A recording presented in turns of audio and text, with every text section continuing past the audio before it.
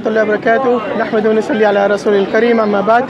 So my friends here, I believe they are atheists, if I'm not mistaken. Yes. So I think the question that we were or we wanted to discuss was how or where did the universe come from? We know that the universe exists, and we know that everything that exists, it must have a cause. Yes, well, you know the cause and effect. The question we're not here to debate where the universe came from. Yeah.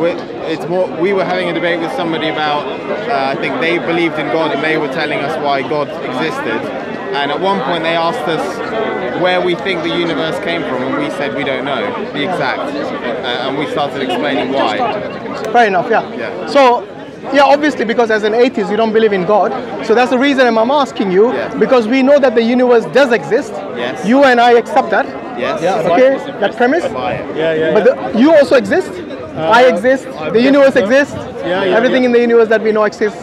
So obviously, most of the stuff I believe exists. Yeah, and all these things which exist did not come about by themselves. The stuff in the universe, I get what you're saying. Yeah. The universe itself did not. Do you think it came about by itself, or is that a possibility? Well, hey, dude. This is where we get into the difficulties of how the universe came about, maybe outside of our comprehension. We were saying to somebody earlier that as humans, the way we comprehend things is we'll say, okay, everything has a start and a finish. That's generally how we comprehend things. Okay, right. But the way that the universe works may work on a completely different premise. For example, maybe we say, how long ago did the universe start? Right, so we're using time. Yeah. But maybe the way the universe starts has nothing to do with time, nothing to do with start and a finish. And so the very idea of where did the universe begin may be completely wrong to... So you think there's a possibility the universe is eternal? No. What I'm saying, no, this is what I'm saying. As humans, just like an ant, if there was an ant on my hand, that ant might not comprehend that I exist, or probably cannot even comprehend, as in it's impossible for that ant to think that I exist and I'm looking at it. Maybe it's impossible for us to comprehend. Why? Why is it impossible for us to comprehend that the universe had a beginning? Because maybe just that point, that the universe had a beginning. Do you believe it had a beginning, or it existed eternally? Maybe the way. Go on. Say make a first of all, the premise, what you do to a degree is you're looking at a lot of rules which totally apply in the universe. But then when you're talking about the beginning of the universe and the start of the universe, you have to talk about stuff which is totally outside of our experience, which might not operate in the same way. Which is to say that things inside the universe, that's where we are. Everything might require a beginning and an end. When you get to the universe itself, you're not talking about stuff inside the universe anymore. The totally different rules might apply. Hey man, yeah, definitely. The other thing is true. Maybe it's eternal. Dude. People believe that back in the day, and dude, we just totally don't know about shit which goes. No, but the scientists have given us even an approximate date about 14 billion years old. Yeah. So that tells us that the universe has a beginning, and it is now expanding. So these things, look. The scientists have actually just 1 second. The scientists have already told us that the universe is expanding. We don't need to be. We don't need. I think it is the majority. The majority of them. Look it up. The majority of them have come to the consensus in science is that how the universe began. No, I'm talking about expansion. The universe is expanding. So this brother here is saying that you don't need. We are not inside. We are not in. Sorry, because we are inside the universe, so we cannot understand the whole of the universe, how it operates. But they have told us the age of the universe, approximately, obviously. They have told us that the universe is expanding. They told us several things about the Big Bang. They told us about the earliest possibilities of what things were during the earliest stages of the universe coming into existence, and so on. And these are hypotheses. These are theories. I'm not denying that, but they can substantiate it scientifically. So we are not talking about all those nitty-gritty bits. All I'm saying is that, look, if we narrow it down to the cause of the universe, do you think it could have come from nothing by itself, popping out of nothing, That is the fundamental difference in our argument that I don't think we're being able to put across correctly, okay? Yeah. The whole point is that our belief is that we cannot think in the context of something and nothing, beginning, end, time, with what Max was saying, because you're dealing with the creation of the universe. The rules that we use right now may totally not apply. So the rules, something coming from nothing, that is quite axiomatic. Something and coming from nothing, you're still working within the rules of the context of how the universe works. It's totally These are scientific rules, cause and effect. No, but they're pretty scientific. Science is literally like a process of deduction and discovery, right? Exactly, yeah. Which is to say that it is a scientific approach. It's 100% based on induction, which is to say not deduction and logic, which is the other thing, which is to say that like it's 100% based on phenomena which has happened inside the universe. Okay, so let me get this right. Are you saying outside the universe? Okay, let me get this. Are you saying there's a possibility for the universe to come from nothing? Yeah, I'm saying. Okay, do you know what nothing is? That's the thing is no, wait, I want to know from him because he said it. That's his claim. Dude, look, you asked me to defend a random possibility. No, there's no random possibility. Do you think nothing even exists? You can define nothing in a number of ways. It depends on what you mean by nothing. Right? How do you define it? How do I define it? Again, what I'm saying is that you can define nothing in a number of different ways. You could say. Go on, give it a shot. No, I'm serious. You're missing the point of what I'm saying. I'm not. Okay. Because you said there is a possibility for it to come from nothing. Yeah. Hence, I asked you, let's define nothing.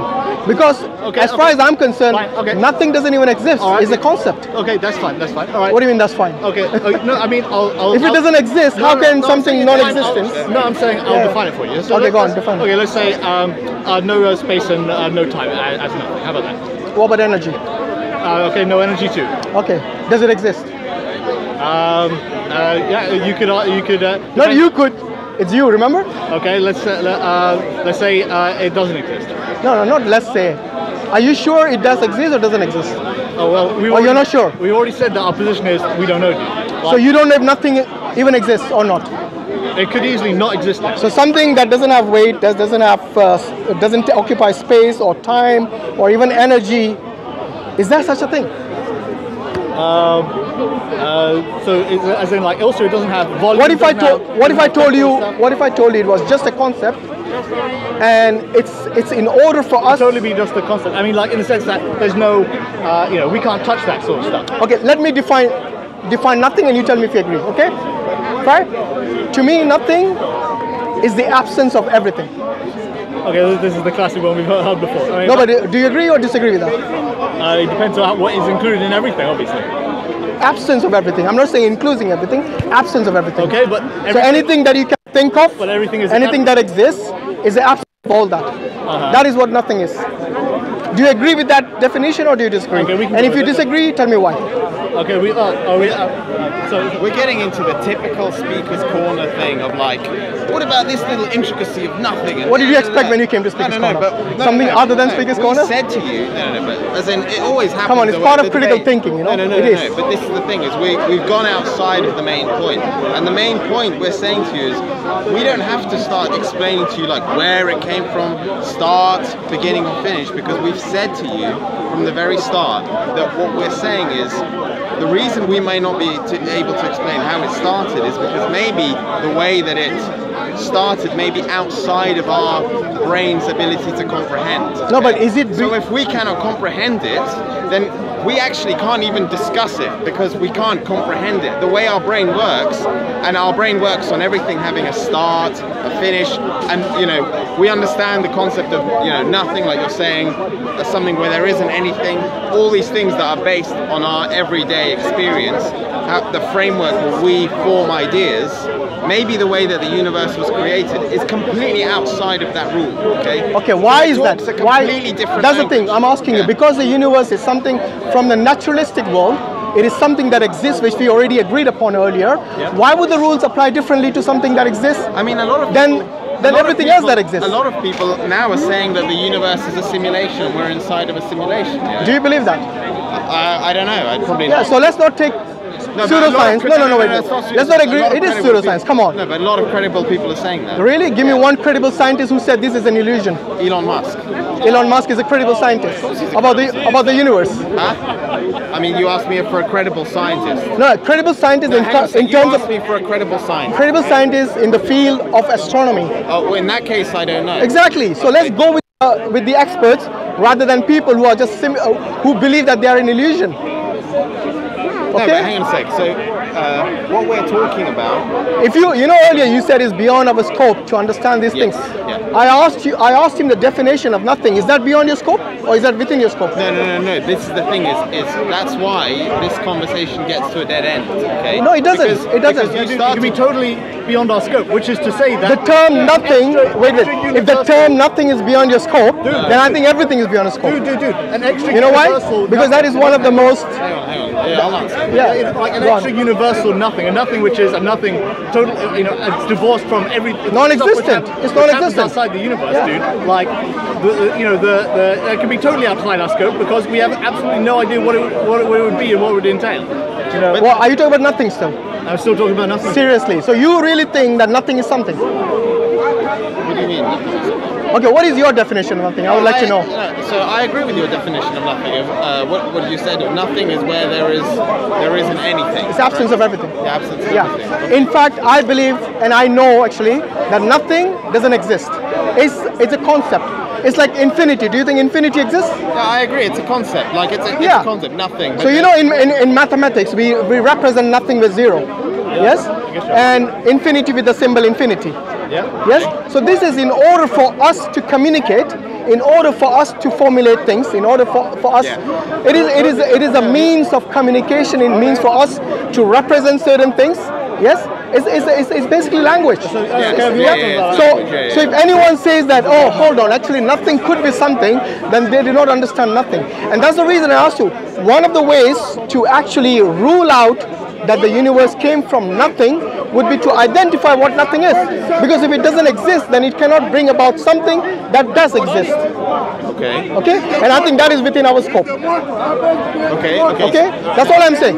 So if you rule out nothing, then what remains is it must have come from something or by itself, or it was existing eternally.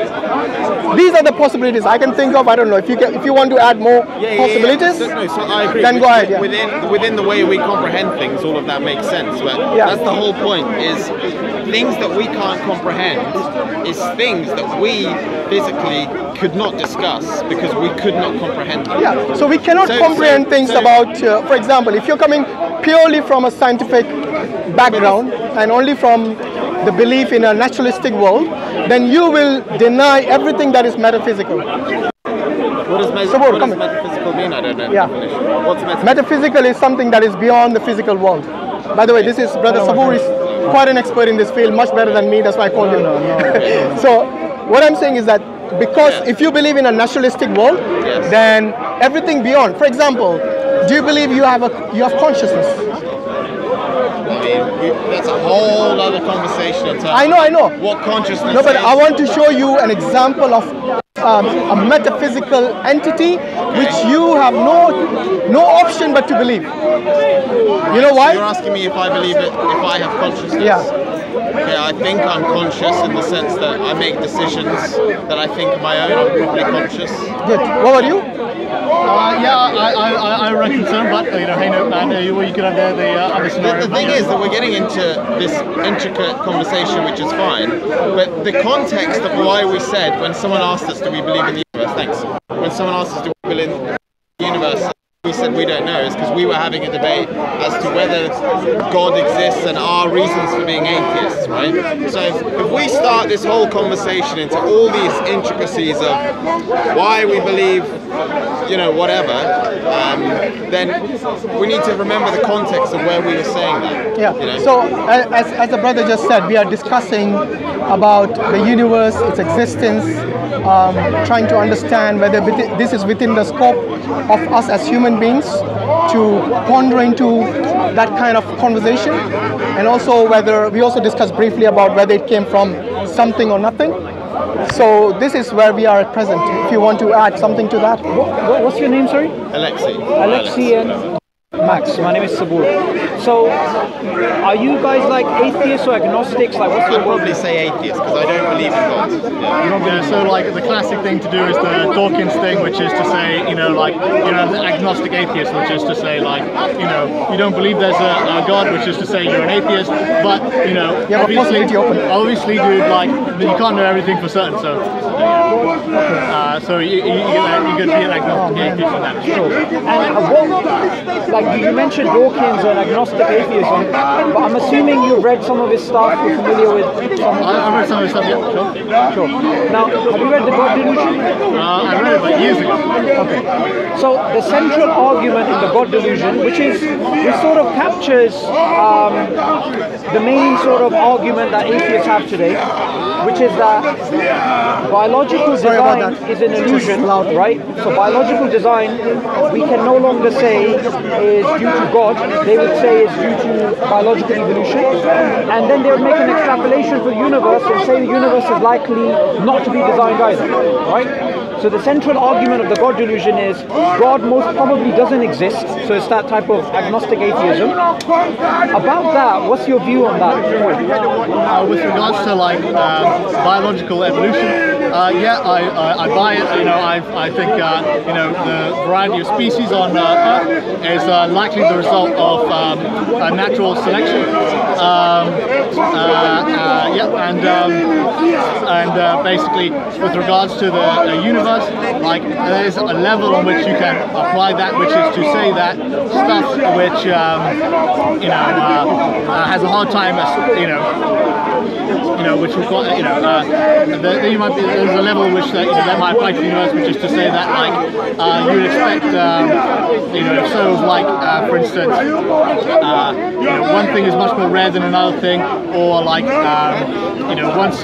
one type of like organization of planets, dominates another sort, then this might lead to a predominance of one sort over another. I'm totally sketchy on like Darwinian evolution applying to stuff outside of the origin of various different species. Okay. And about his point where he makes God and biological evolution mutually exclusive. What's your view on that? God and biological evolution are not God, which is to say depends on how you define God. Obviously, you could have maybe Thor doesn't mix with it, but you could have a God which is like a creator God, or which was compatible with biological evolution. Yeah, you could do that. Okay. So would you sort of be sympathetic to him that he sees biological evolution undermining the existence of God, the traditional arguments for the existence of God, such as design? So, like, my understanding is, it might undermine specific gods, which is to say that, like, there are traditions and religious traditions which specifically deny biological evolution. Certain sects of Protestantism will definitely do that, and therefore you could say that, well, if we've observed this thing, or this is a very sensible theory, then this puts serious doubt in these particular theories. So, but depending on, but when it comes to design, obviously you could have your God, depending on your conception of him, who's guides and directs evolution, for example. Sure. See, that's a very good point, because one of the issues that exists with Dawkins' view is that he tries to make it as if it's God or evolution, when, like you rightly pointed out, you can have a view in which God and biological evolution is compatible. But the biggest problem with his actual view is the way that he projects biological evolution and Darwinian evolution in particular to be something unassailable, right? To be something undeniable. But for example, you mentioned natural selection being the main mechanism of biological evolution, right? Are you aware of other mechanisms that there's actually challenges to biological evolution? Yeah, I've heard some guys talk about, I've heard mathematical exceptions to Darwinian natural selection. I'm not an expert on the science of this, that, and the other, but I am aware that not every super smart chap thinks Darwinian natural selection is like 100%. 100% exactly how it happened all the way from the start to the finish. But hey, dude, I'm no expert.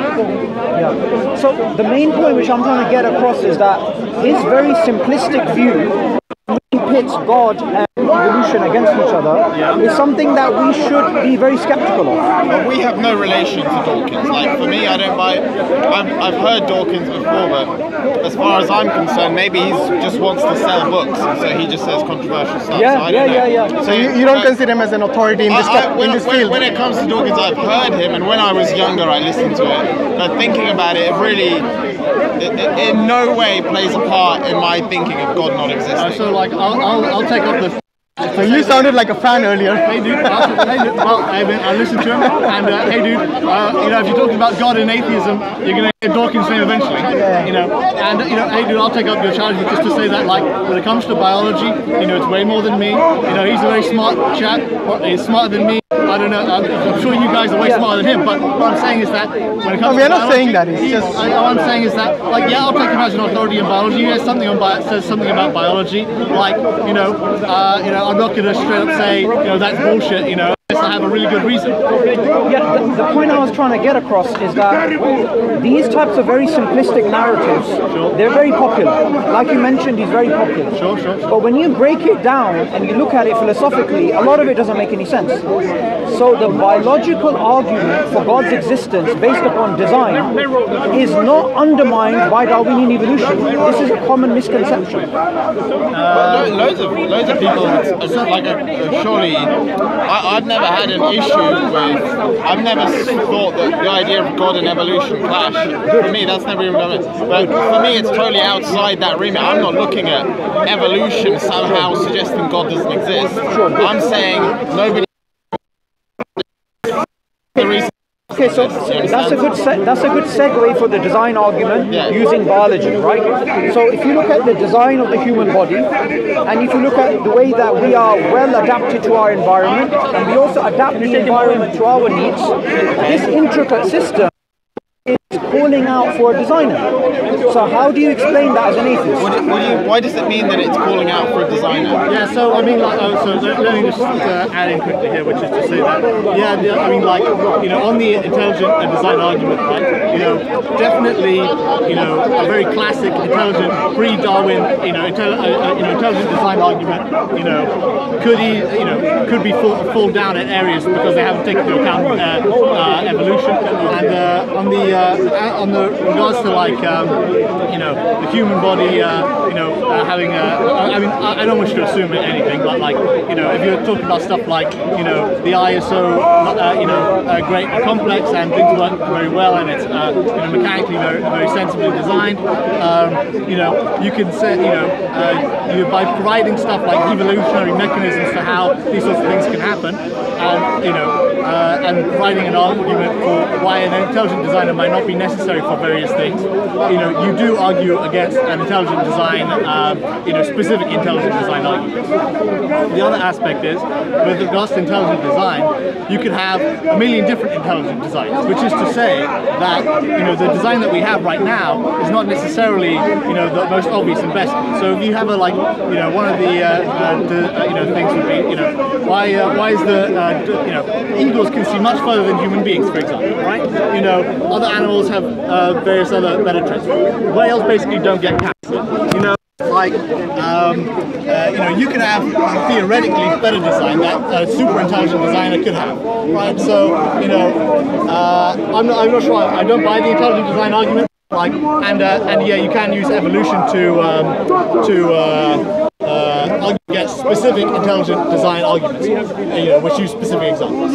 So I agree with some of what you're saying, but there's one part I disagree with what you said. Sure. Now, when you spoke about optimality or the best possible, sure. The problem is anybody can look at any particular design and say this is bad design, and someone else can say this is good design. Sure. So, for example, you could argue why is it that the deer, it doesn't have it doesn't have the ability to turn its legs into machines and fight off lions, or why don't we have bulletproof skin?